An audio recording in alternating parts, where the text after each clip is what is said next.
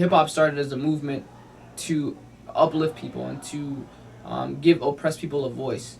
And today, it's giving people a voice, but they're not really saying anything. Hip hop as an MC, it's not like what it used to be, you know?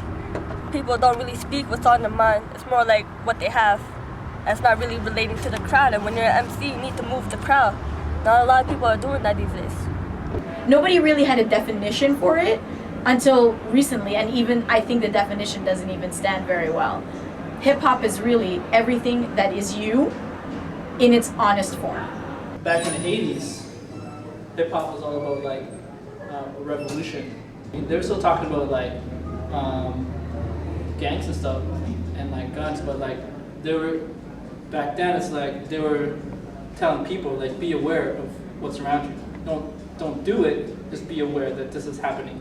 One of the things that happens is oftentimes when art gets mixed with commerce, it becomes less art and more of something else. So we see this commercialized hip hop, which doesn't really have that same essence, but the true essence of hip hop still exists. It's just not as commercial because people can't sell, positivity as well as you can sell negativity. You just have to look for where the real hip hop is and where this commercialized other thing is and make a clear distinction between the two. Understanding the roots of where this culture came from is understanding that it was always a positive movement. They didn't have much, so they turned to hip hop to make a difference for themselves.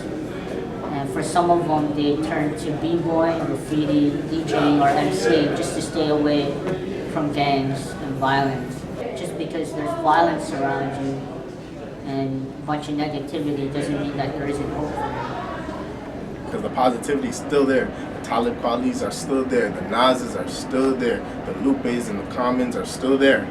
And they've always been there. We don't need music to change. We need to change. Music isn't a living thing. Music is not going to change. The people need to change. We're behind the music, you know what I'm saying? So we need to change. And we need to look for that positivity. It's always been there. It's still there.